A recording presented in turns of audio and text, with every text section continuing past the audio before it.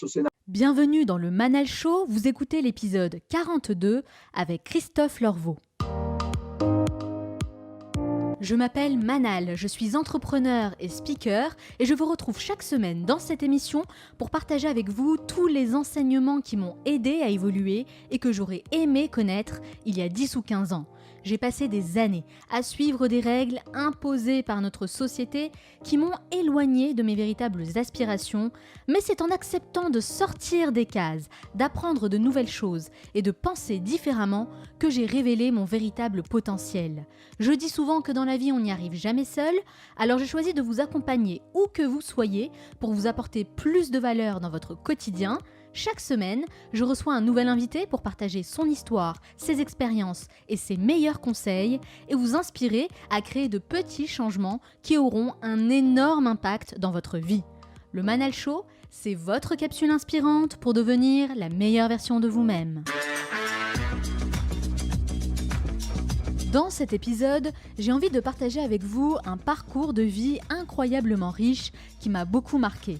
J'ai invité Christophe Lorveau, qui n'est autre que l'un des plus grands directeurs du groupe hôtelier Hyatt, et il a eu l'immense gentillesse de nous accorder du temps pour partager son histoire.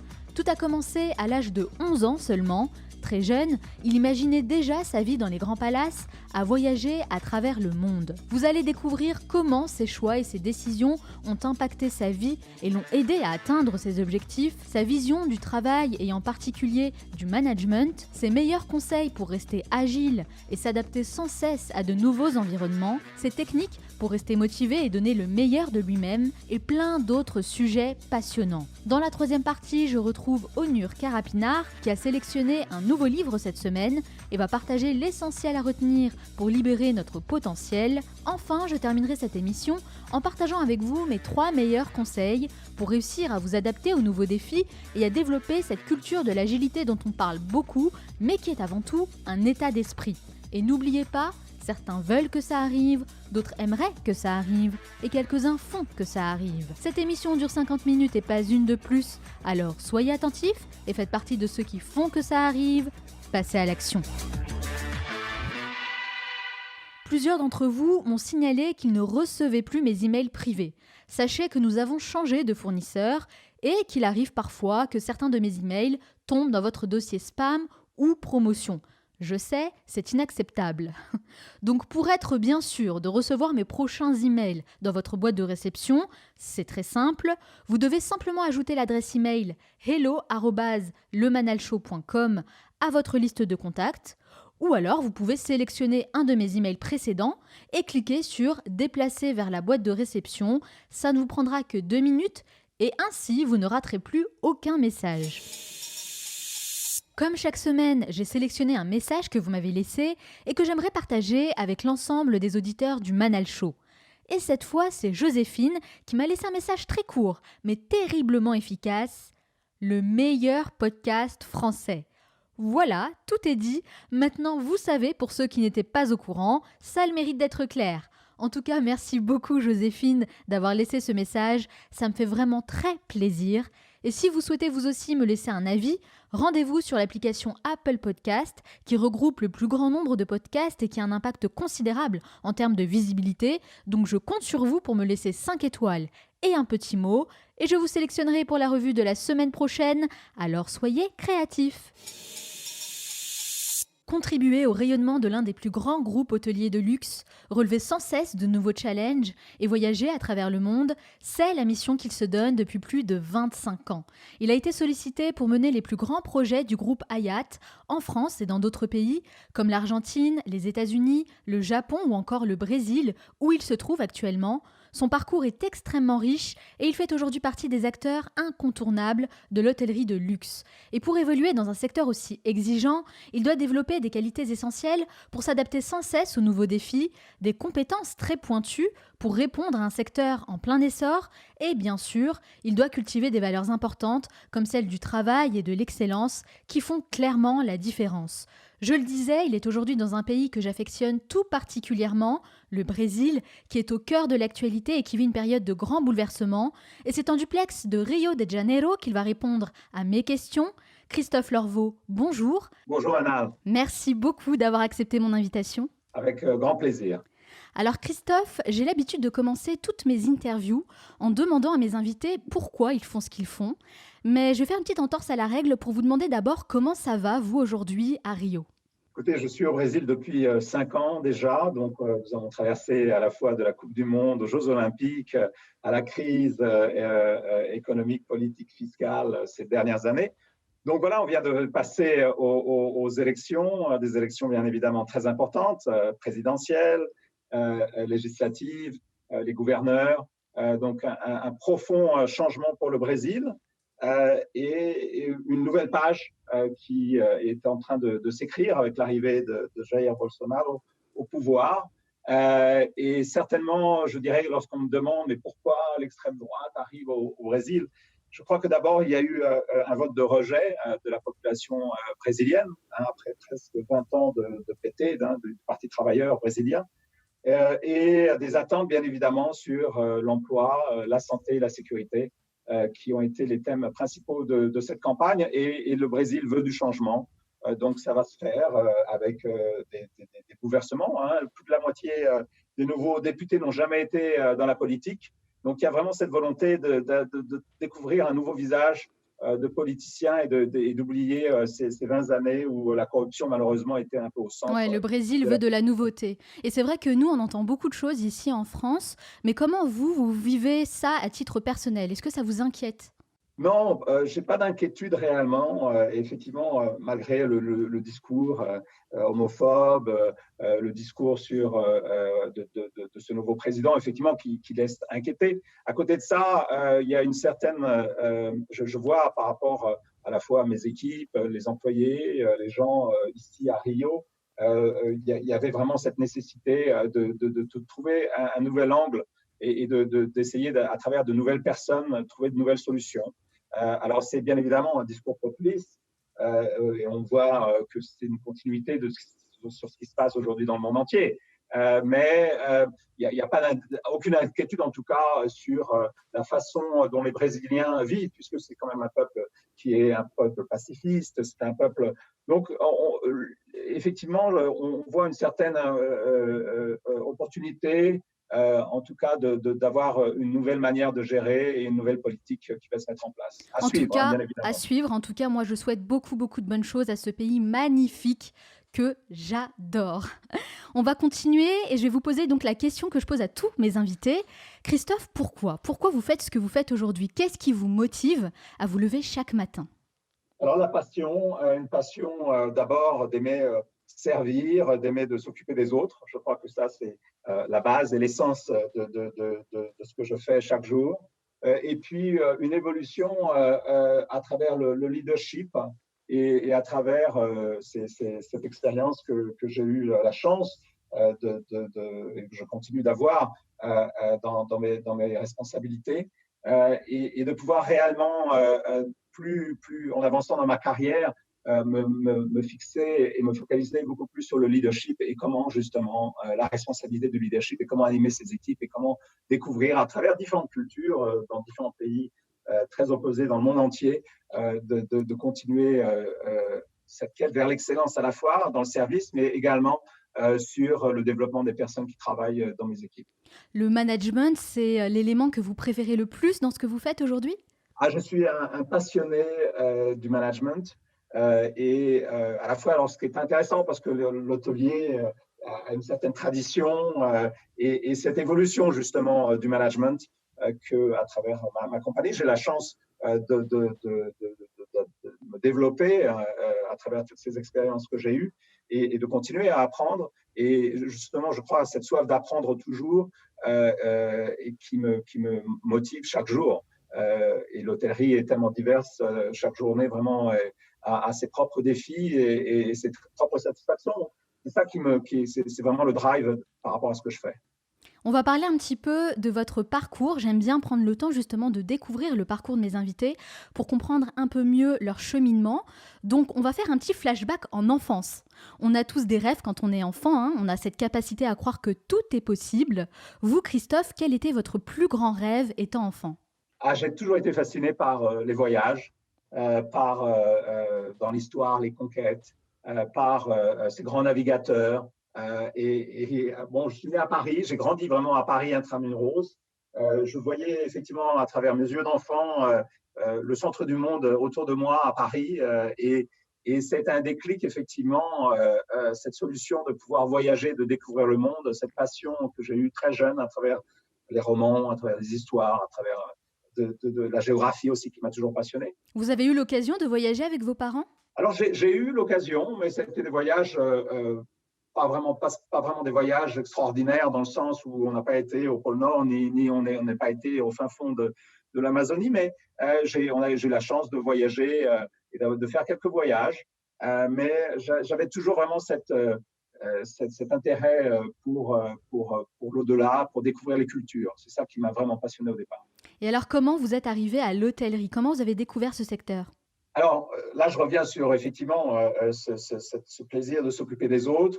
Ça s'est fait à mon niveau à travers aimer recevoir. On a toujours été dans ma famille à un moment où être à table, recevoir les gens à la maison a été toujours quelque chose qui a fait partie de mon enfance. Et ma mère était très excellente cuisinière. Donc j'ai toujours été fasciné par ce milieu.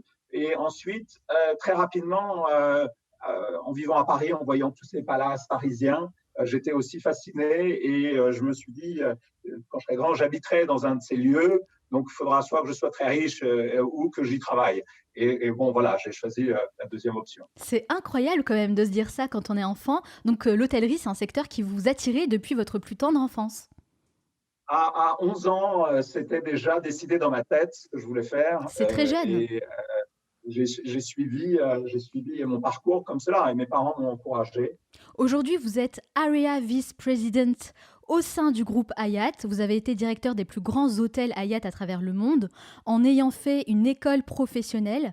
Parce que c'est vrai que nous, ici en France, on a tendance à beaucoup plus valoriser les écoles de commerce. Mais on peut aussi faire une très belle carrière en ayant fait un lycée professionnel, comme vous l'avez fait. Ça a été effectivement, encore une fois, sachant très rapidement ce que je voulais faire, mes parents m'ont laissé et m'ont encouragé à faire ce lycée professionnel puisque je voulais être bon chef. J'étais vraiment très attiré par la gastronomie. Et donc, j'ai commencé par ce lycée professionnel pour justement connaître ce qu'était le métier de chef. Ce que j'ai fait, bon, je me suis rapidement rendu compte qu'il y avait d'autres opportunités et j'ai continué mes études en faisant à la fois un brevet de technicien supérieur, etc. Et qu'est-ce qui vous a fait changer d'avis? C'était la découverte que justement je pouvais assouvir cette passion de voyage à travers une chaîne hôtelière et que c'est là où je me suis rendu compte qu'il y avait beaucoup de métiers dans l'hôtellerie et qu'il y avait énormément d'opportunités. Donc c'est à travers des stages que j'ai pu faire au Méridien à Nice, j'étais au Plaza Athénée à Paris à l'époque, et ce sont ces stages qui ont aussi été très rapidement, m'ont donné cette envie, et la chance d'avoir fait un lycée professionnel assez jeune m'a permis vraiment de suivre ma voie. Donc c'est se confronter directement à la réalité du terrain qui vous a donné envie d'aller plus loin. J'ai eu une passion directe à travers ces opportunités professionnelles. Et de pouvoir avoir ces premiers contacts. Et je crois que c'est quelque chose de très important qu'il faut absolument promouvoir. Je vois ici mes enfants dans les lycées français où on va dans le monde entier. Ils ont à un moment donné l'opportunité de faire un premier stage en entreprise. Ce sont des moments très importants parce que c'est un premier contact qui réellement marque les gens. Et je pense que le plus tôt et les plus nombreuses expériences qu'ils peuvent avoir vont les aider à choisir une filière. En tout cas, c'est très intéressant d'avoir cette vision-là des études parce que, je le disais, je reçois énormément d'invités qui sont issus d'une école de commerce. Donc ça m'intéressait beaucoup d'avoir votre point de vue là-dessus. Aujourd'hui, vous êtes Area Vice President et aussi directeur du Grand Hyatt à Rio de Janeiro. Ça parle pas forcément aux gens, dit comme ça. En quoi consiste concrètement votre métier ? Alors, je m'occupe aujourd'hui de l'Amérique du Sud pour le groupe Hyatt, avec l'Argentine, le Chili, l'Uruguay et le Brésil. Donc, je suis basé à Rio, où nous avons ouvert il y a 2 ans et demi le Grand Hyatt, avant les Jeux Olympiques. C'est un hôtel important, puisque nous avons 436 chambres. Et donc, ici, j'ai la responsabilité de cet hôtel. Mais à la fois, je supporte toute la région et les directeurs généraux de nos établissements. Pour justement, à travers de les aider et de leur donner un support à la fois opérationnel et un support par rapport aux relations avec nos propriétaires dans les différents établissements. Donc, j'ai vraiment un support, et là, on parlait de management plus tôt, pour mes équipes et pour leur donner le support nécessaire dans leur day-to-day operation. D'accord, donc une mission qui est très variée. Moi, je vous ai rencontré une première fois lors de mon séjour à Rio il y a 2 ans. Je séjournais justement au sein de votre hôtel, le Grand Hyatt de Barra-Tatiruca, et j'en garde d'ailleurs un excellent souvenir de ce séjour. Et à ce moment-là, vous m'avez dit que vous étiez passé par le Japon, où vous avez dirigé le Grand Hyatt Tokyo. Alors le Japon, c'est un pays d'excellence et de rigueur à plusieurs niveaux. Vous, qu'est-ce que vous avez appris là-bas à titre personnel ? Alors, c'est une autre planète. Je dirais, le Japon, c'est vraiment quelque chose, un pays absolument fascinant. Et peut-être particulièrement lorsque vous travaillez dans des métiers de service et dans le luxe. Mais ce qui réellement m'a marqué, et ma famille, mes enfants, tout le monde a adoré cette expérience au Japon. Nous avons été vécu pendant 5 années à Tokyo. C'est un sens du respect très poussé et un type de management complètement opposé Différent. à tout ce que j'avais pu rencontrer. Où vous avez bien évidemment cette culture du consensus, vous avez la prise de décision qui est complètement différente. Et donc, à travers les relations avec nos propriétaires, avec les employés de nos équipes dans l'hôtel, ça a été vraiment un apprentissage. Vous devez reprendre à zéro. Donc, il faut être extrêmement ouvert, il faut écouter beaucoup, il faut apprendre à gérer les blancs, comme on dit, et les silences.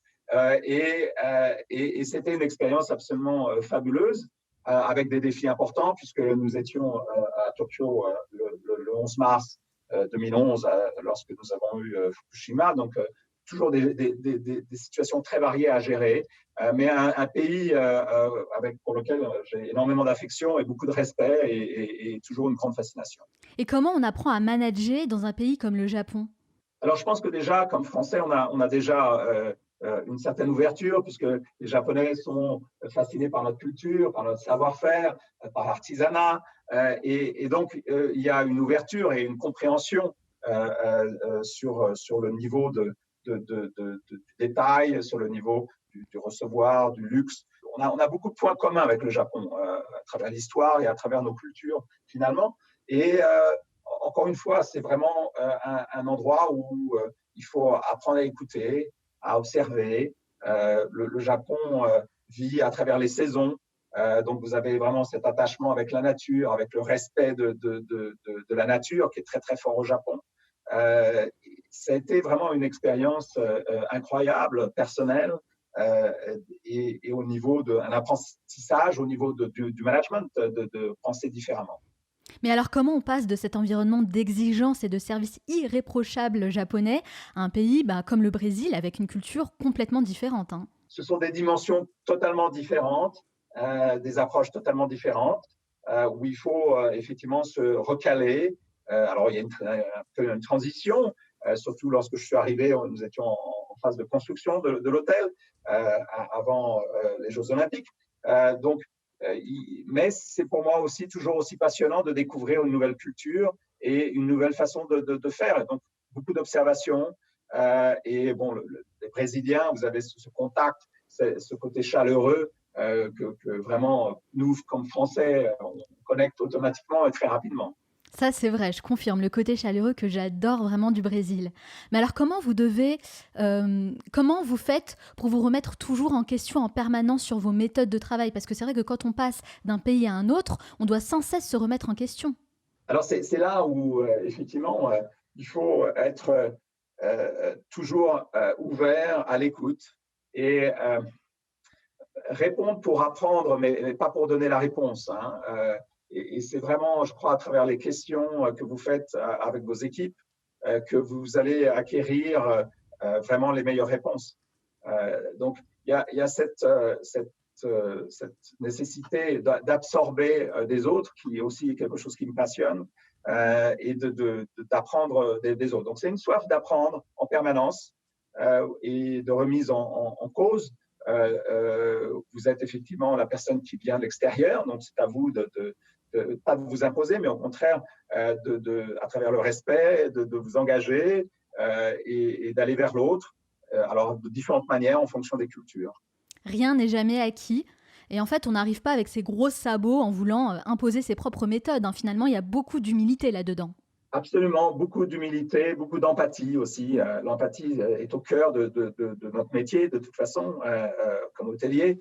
C'est au cœur de s'assurer d'écouter l'autre pour comprendre et de se mettre de son côté, afin qu'ensuite on puisse s'assurer que les personnes qui sont avec vous puissent être le meilleur d'eux-mêmes. Donc ça, ça fait partie aussi de la culture de Hyatt et du groupe Hyatt, où on se focalise réellement à travers de l'empathie et pour s'assurer que les personnes puissent être leur meilleure version. Les grands hôtels de luxe comme ceux que vous dirigez sont aussi et surtout, je dirais, des lieux de rencontre et de pouvoir, hein. Ce n'est pas pour rien qu'on y trouve des suites présidentielles. Et on a tendance à l'oublier, mais c'est aussi là que se prennent les grandes décisions politiques et financières. Est-ce que vous pouvez partager avec nous quelques rencontres qui vous ont marqué ? La liste serait longue, mais si je prends juste le cas, après notre ouverture ici à Rio, nous avons accueilli les Jeux Olympiques. Nous étions dans une période où à la fois les délégations internationales, les grands sponsors des Jeux étaient présents, les athlètes eux-mêmes étaient conviés après leur performance, donc que ce soit Michael Phelps, que ce soit l'équipe de gymnastique de USA, donc ces personnes venaient. Donc on gérait à la fois, et ce qui était très intéressant, puisque les sponsors invitaient leurs grands clients, les grands patrons internationaux à participer aux Jeux. Donc, tout le monde est VIP et vous avez d'un côté des princesses, des présidents, des athlètes, des personnalités, des acteurs. Vous avez aussi un rôle de diplomate, finalement.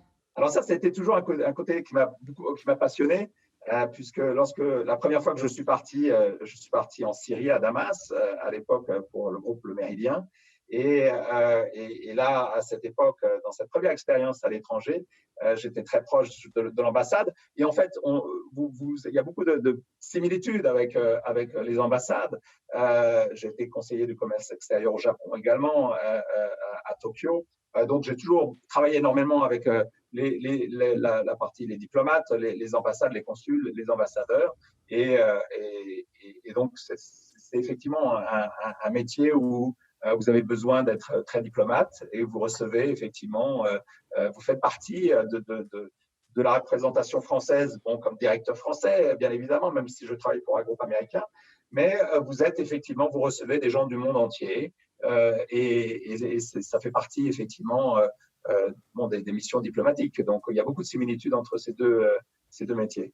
Vous flirtez quand même un petit peu avec le monde politique. Est-ce que ça vous intéresse ? Vous pourriez devenir, par exemple, ambassadeur ? Alors, c'est vrai que je me suis posé la question. J'ai même eu des discussions très intéressantes avec certains ambassadeurs à différentes opportunités. Mais bon, je suis intéressé effectivement par la politique dans le sens plus la politique, l'économie des pays, puisque en étant responsable aujourd'hui de la région d'Amérique du Sud, où beaucoup de choses se passent. Hein. Donc, c'est une passion, mais que j'arrive tout à fait à pouvoir retrouver dans le métier d'hôtelier. Donc, voilà, je suis heureux où je suis. Alors, je le disais, quand on est directeur de grands hôtels, on est à la fois manager, gestionnaire, diplomate et certainement plein d'autres choses encore. Comment vous avez appris à développer ces compétences ? Et Christophe, ne me dites pas que vous avez appris ça à l'école parce que j'y ai été moi aussi et je sais que c'est pas vrai. Alors, c'est certainement ma chance d'avoir eu ces différentes expériences et d'avoir très rapidement eu la chance de voyager. Après la Syrie, je suis parti aux États-Unis. Après les États-Unis, je suis parti en Espagne, en Afrique.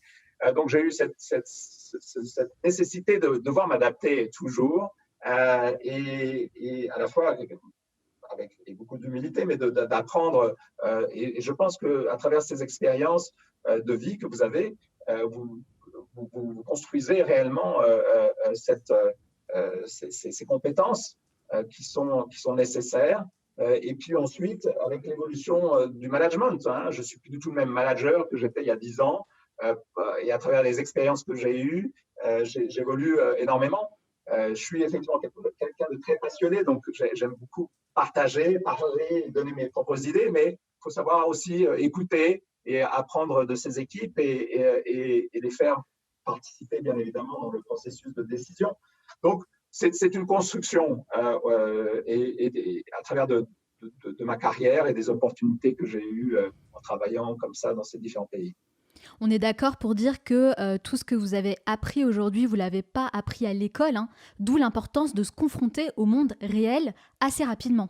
Alors ça, je suis vraiment je suis ce grand supporter et par rapport à l'éducation et en France spécialement où on a besoin d'amener l'entreprise beaucoup plus tôt dans l'éducation et de donner un sens de réalité, en tout cas de ce qu'est la vie, parce que à la sortie de l'école et aujourd'hui, bien évidemment, on va et on continue ses études de plus en plus tard, ce que je comprends puisqu'on a besoin de nouveaux diplômes, on a besoin, mais il y a un déphasage tel souvent avec ce qui est le monde réel du travail et de la vie, qu'il faut vraiment pouvoir offrir cette opportunité à travers de stages, à travers des expériences, pour se confronter, comprendre réellement ce qu'est la vie du travail. Je suis totalement d'accord avec cette idée.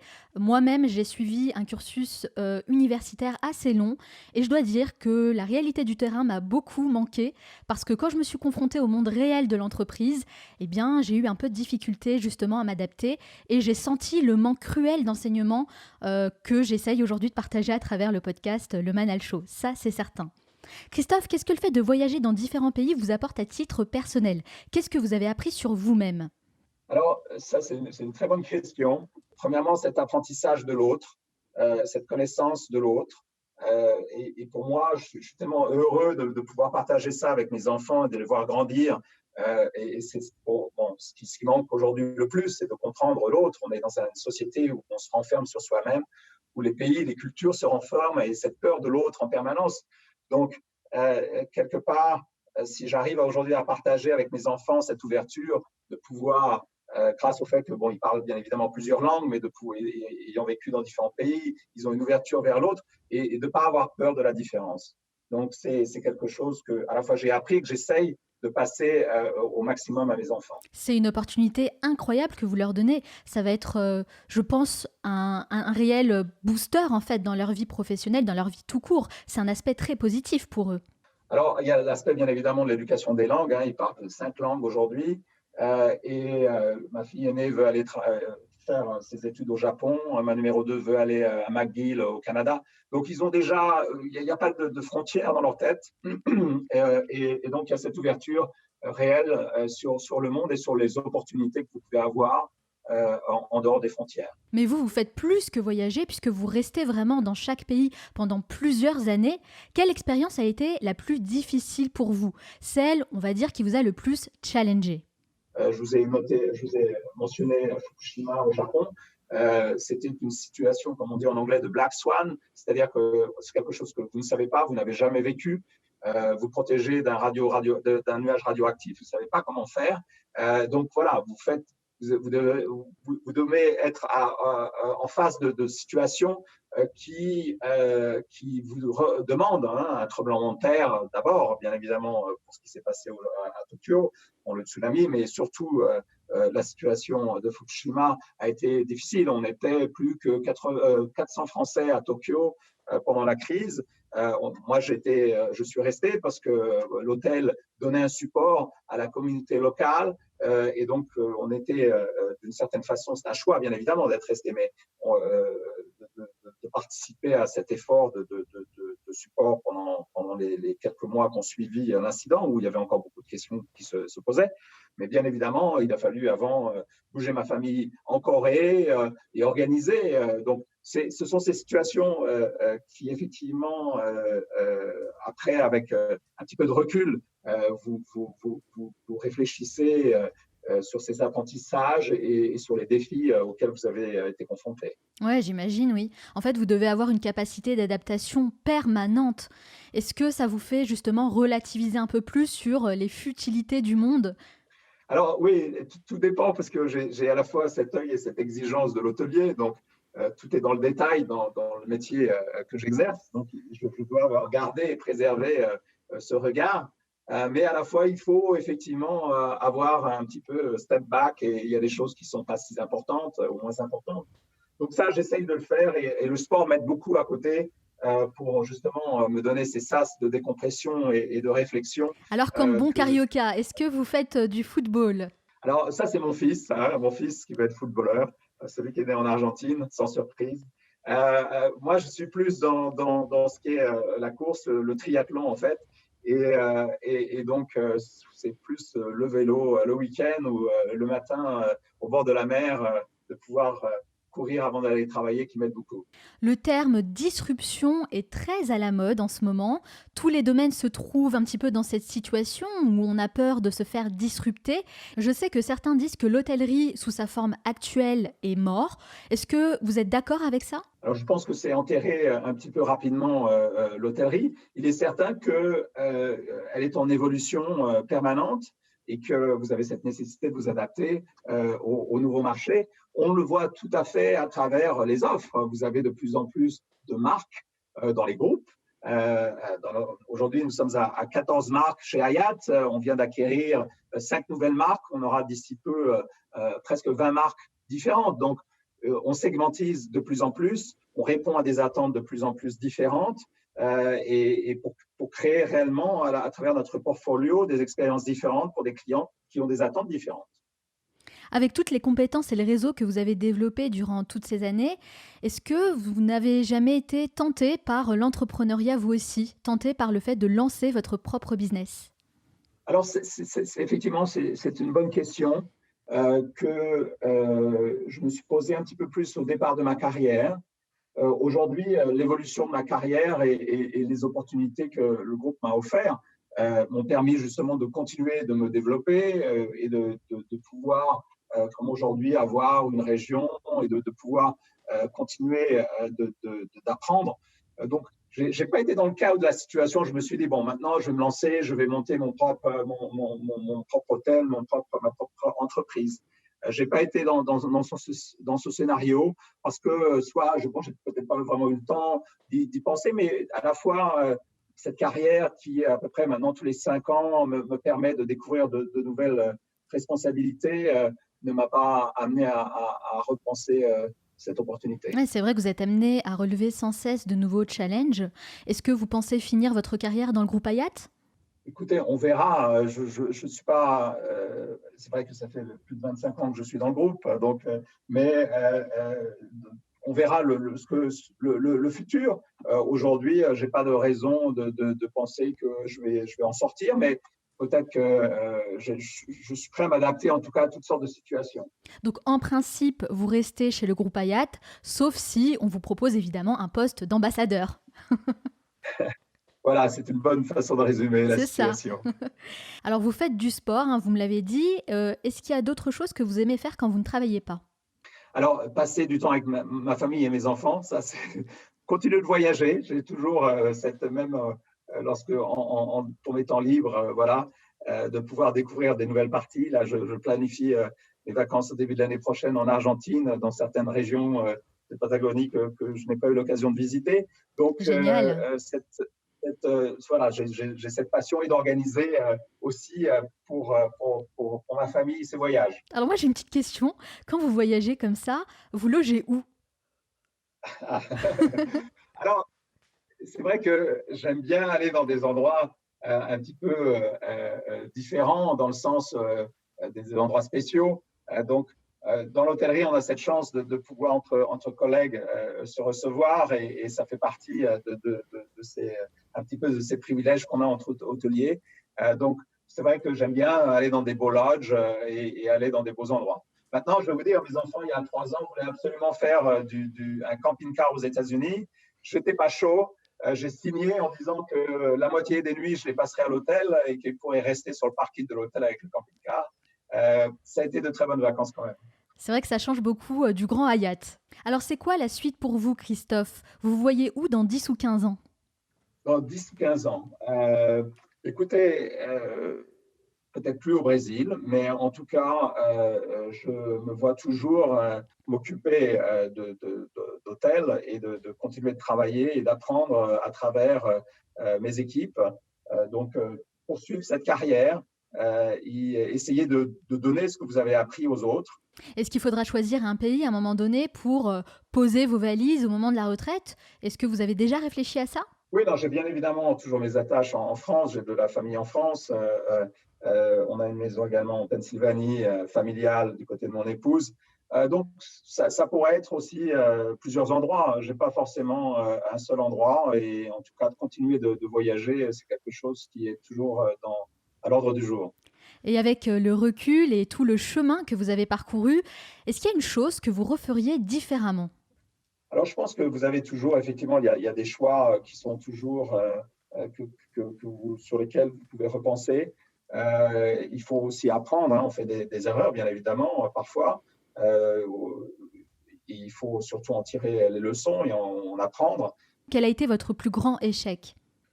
J'ai eu des échecs à Londres. J'étais à Londres, je m'occupais d'ouvrir un restaurant qui a été un fracas total. On a choisi un chef qui était un très jeune chef italien. Ça s'est très mal passé.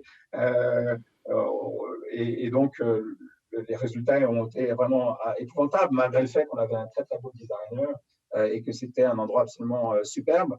Donc, effectivement, c'est des moments de doute, mais après, c'est d'apprendre et d'essayer de voir de quelle façon vous auriez pu faire différent, quelles ont été les approches, où est-ce que vous auriez dû mettre les limites. Ça fait partie effectivement des échecs que je garde à l'esprit. Ça vous permet d'évoluer, de reconstruire différemment et de vous solidifier. Totalement d'accord avec ça, oui. Alors imaginons que vous pouvez faire un bond dans le temps. Que diriez-vous au jeune Christophe Lorveau de 20 ans? Je dirais qu'il faut absolument partir à l'étranger pour avoir une expérience à l'étranger, parce que c'était l'engrenage pour moi réellement. Cette première expérience en Syrie m'a permis tout de suite de débuter une carrière internationale à 21 ans et de partir ensuite sur les États-Unis. Donc, c'est de ne pas avoir peur de faire ce saut et de partir. C'est sûr que lorsque vous êtes dans l'avion et que vous laissez vos amis derrière vous, votre famille derrière vous, et vous ne savez pas vraiment où vous allez, vous avez ces petits moments un petit peu de doute, mais c'est juste le commencement d'une nouvelle page et le commencement d'une vie et d'apprentissage. Donc, ça, c'est quelque chose que je recommanderais à un jeune aujourd'hui. Excellent conseil qui va beaucoup parler aux auditeurs du Manal Show. Merci beaucoup Christophe d'avoir répondu à toutes mes questions, mais ce n'est pas totalement fini. À la fin de chaque interview, je pose une série de questions rafales. Il faut répondre le plus spontanément possible, sans trop réfléchir. Le but, c'est de mieux vous connaître. Ça dure 1 minute 30. Est-ce que vous êtes prêts? Prêt. C'est parti. Quelle est la première chose que vous faites en vous levant le matin? Très bonne question. Je vais prendre mon thé le plus rapidement possible. Quelle est la personne que vous admirez le plus? Mon épouse. Quel est le dernier livre que vous avez lu? Un livre de management qui s'appelle Transformational Leadership. Quelle est votre plus grande peur? De sauter à parachute. Quelle est la chose dont vous êtes le plus fier? Les enfants. Quel animal vous représente le mieux? Le chat. Quel est votre plat brésilien préféré? La moqueca. Quelle application utilisez-vous le plus? Waze. Quel livre offririez-vous en premier? Un livre sur un grand voyageur. Quel est l'endroit où vous aimez aller pour vous ressourcer? En Pennsylvanie. Quel est votre film ou documentaire préféré? Certainement un film de Cousteau. Qu'est-ce qui vous agace le plus chez les autres? De ne pas respecter les autres. Quelle est la mauvaise habitude dont vous aimeriez vous débarrasser? De parler en premier.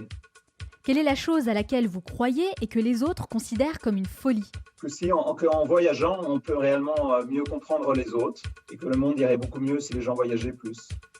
Si vous disposiez de 100 € et pas 1 euro de plus, dans quoi les investiriez-vous? Un bon billet de train qui me permettrait de voyager dans une région en France que je ne connais pas. Quel a été le moment le plus marquant de votre vie? La naissance de mes enfants. Quel est le meilleur conseil qu'on vous ait donné?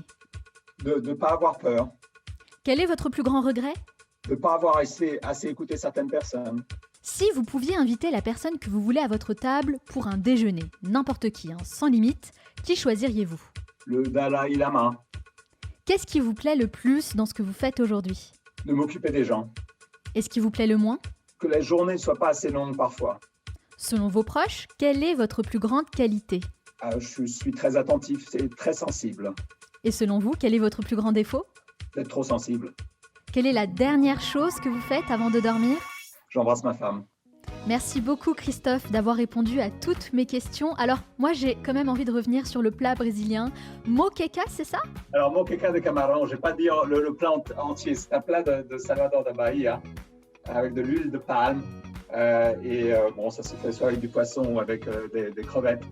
C'est une saveur absolument particulière et j'adore Salvador pour encore une fois, sa mixité et sa richesse culturelle. En tout cas, ça a l'air délicieux. Merci en tout cas, Christophe, d'avoir répondu à toutes mes questions, d'avoir partagé vos belles expériences.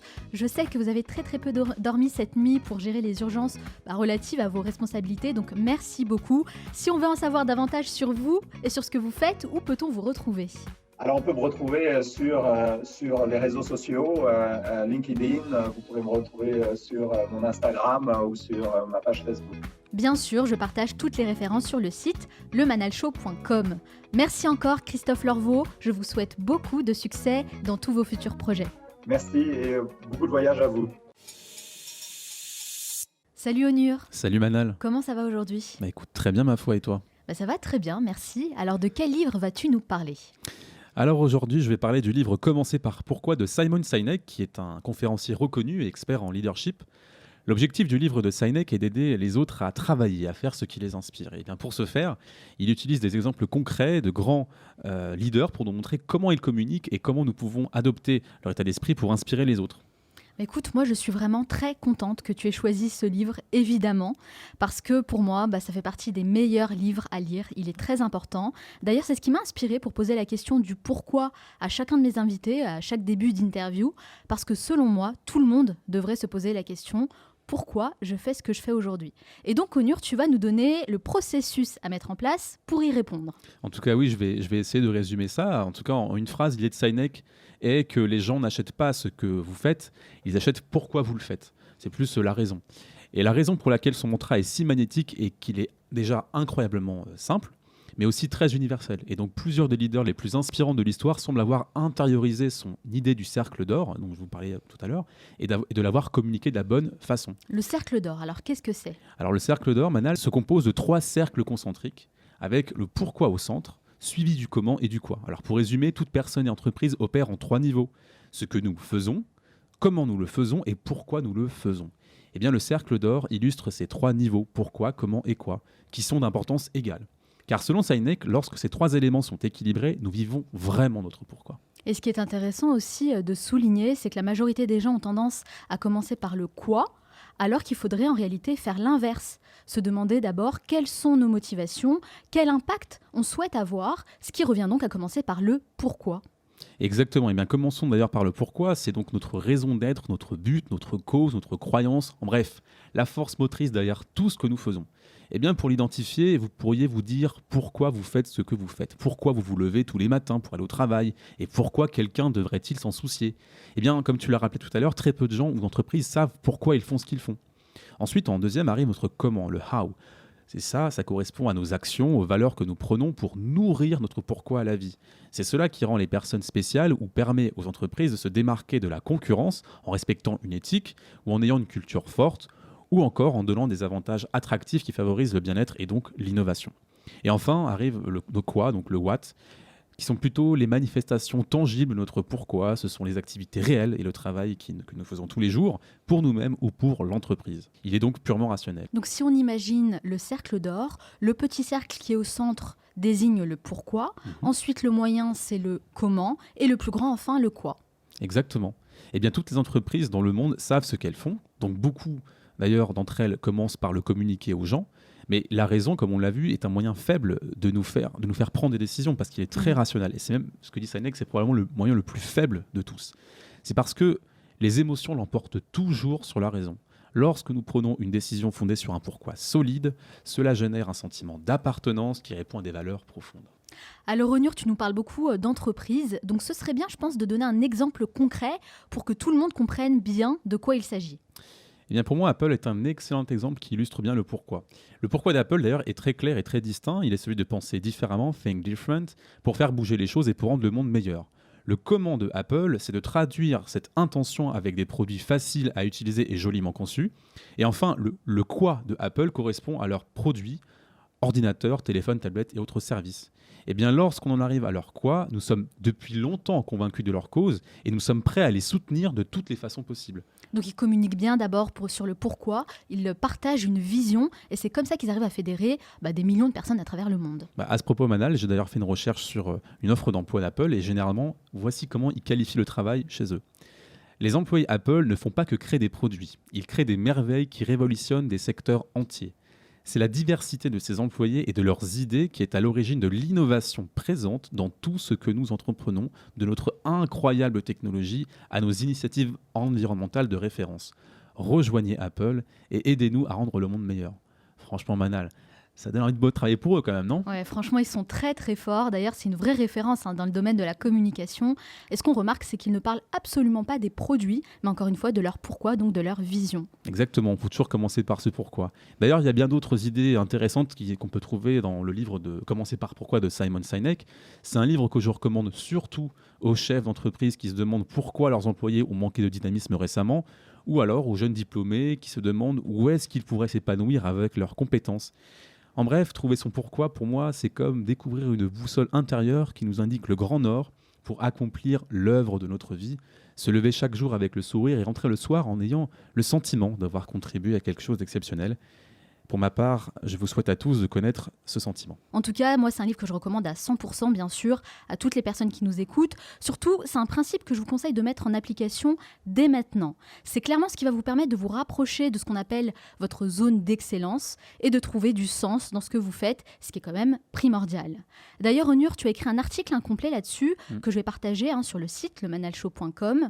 Et bien sûr, pour celles et ceux qui veulent aller plus loin, vous pouvez toujours vous abonner à la super newsletter d'Onur qui est sur ton site, c'est ça ?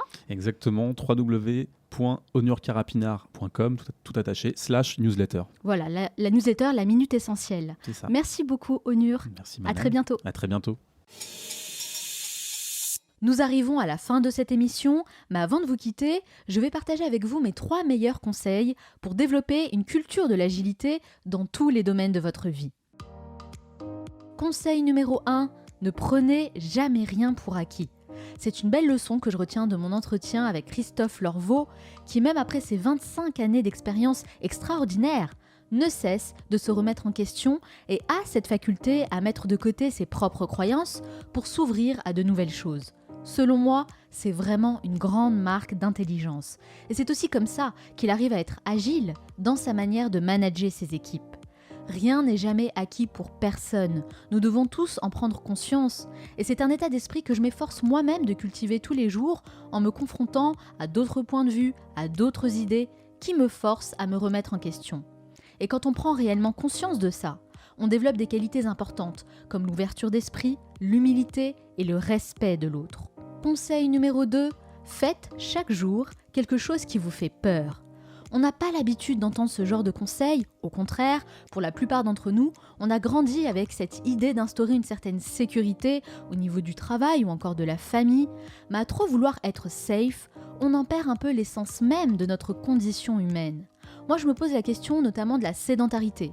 Est-ce vraiment quelque chose de bien pour nous ? Ou au contraire, ne sommes-nous pas faits justement pour bouger, voyager et explorer le monde ? À force de trop vouloir rester dans sa petite zone de confort, on devient peureux et on n'ose même plus rêver à de grandes choses. Alors mettez-vous un peu en danger, faites des choses inhabituelles et laissez-vous une chance de découvrir tout ce dont vous êtes vraiment capable. Conseil numéro 3, être agile, c'est être capable de travailler en équipe. Et ça ne vaut pas uniquement pour le monde de l'entreprise. Je pense notamment aux relations de couple, qui sont très souvent mises au second plan, alors que c'est selon moi par là que l'on doit commencer. Un couple, c'est une équipe, et votre conjoint, c'est votre partenaire de jeu. Ensemble, vous devez vous tirer vers le haut pour devenir encore meilleur. C'est ça, travailler en équipe. Je dis souvent que dans la vie, on n'y arrive jamais seul, donc on doit tous avoir cette faculté à coopérer, à collaborer. Ces interactions sont essentielles. Valorisez-vous et valorisez les gens avec qui vous vivez, avec qui vous travaillez. Ce sont eux qui contribuent réellement à votre réussite et votre épanouissement personnel. Et n'oubliez pas que seul on va plus vite, mais ensemble on va plus loin. J'espère vraiment que cet épisode vous a plu et si vous avez apprécié cet entretien, prenez simplement 2 petites minutes de votre temps pour laisser un avis sur Apple Podcast ou sur votre plateforme d'écoute préférée comme Spotify ou Castbox. Faites-le, c'est vraiment ce qui m'aide le plus à faire connaître cette émission, alors je compte sur vous.